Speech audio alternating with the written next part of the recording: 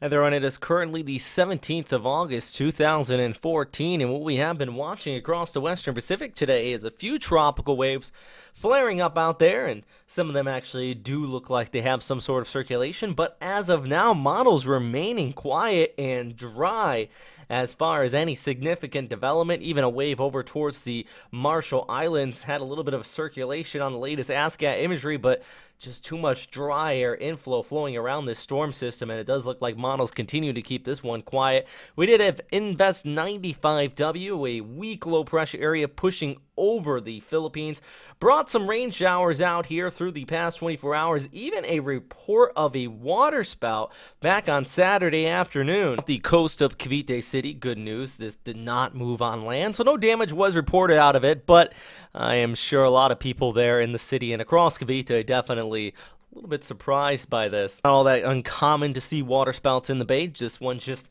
happened to be captured by a few people out there during the afternoon to evening hours. Let's take a look ahead, though, as we go through Monday. Rain showers still expected as that weak low starts to push off towards the north, but it's really going to be pulling far enough north where it'll lose its grip on the southwest monsoon, or what's left of it out here right now, and that's going to be allowing some of these storms to taper off, leaving only behind afternoon thunderstorms really flaring up on Tuesday and the Wednesday. And with nothing else really developing in the tropics, I wouldn't be surprised to see basically some clear skies across the Philippines as we look ahead through midweek. Looking a little bit farther towards the north, though, clear skies is what you want if you're in the eastern China around Shanghai, South Korea, and over towards western portions of Japan, but that is not what you are getting. Actually been seeing the rain showers come down out here throughout the past 24 hours. One location in Kyoto Prefecture actually reported over 300 millimeters. We've been seeing landslides over towards Gifu Prefecture, 50 people stranded out here.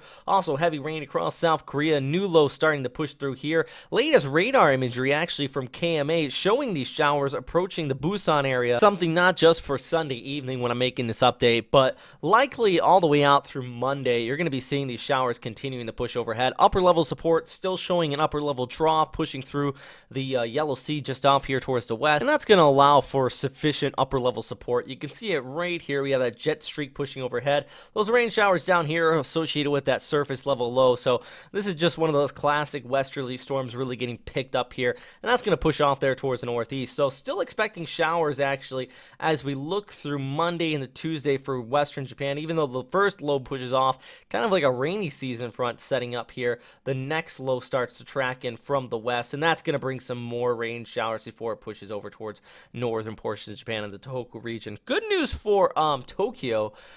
Most of this is going to miss your area, and you're actually going to be looking at some partly cloudy skies, so warm temperatures pushing through. It's not until next weekend when the next low starts to kick up some showers as we look way ahead. Meanwhile, Naha, you're still seeing those southerly winds and afternoon thunderstorms flaring up here. Even during the morning hours, you're getting a little bit of that ocean breeze effect starting to develop, and that's why we have been seeing those storms actually sometimes right around 4 to 5 a.m. That's all the big stories for today, everybody. Really, in short, it really looks like the rainy season front, the Mayu Bayou front.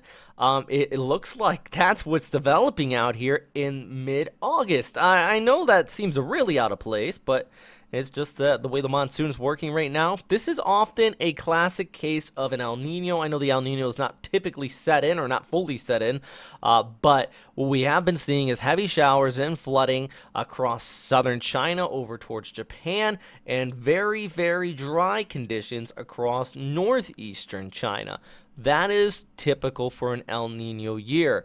So it's something that we're watching, and it's something we're going to continue to monitor. But as far as the extended forecast goes, I mean, I'll just show you two models really quick. Being the GFS, and we can loop through this, and you don't really see much of anything. A little bit of a low trying to develop over the Mariana Islands, but nothing coming out of that. And then the NavGem model, that was the GFS I just showed you now.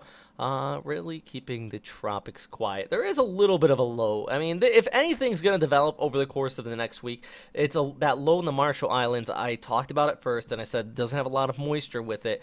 It could track off here towards the northwest and become something, but right now it has too much dry air associated with it, so we're keeping an eye on it, but I'm not going to start throwing up the red flags just yet. But continue to check back in with us here at westernpacificweather.com.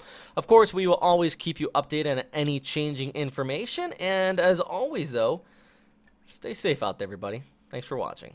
Bye.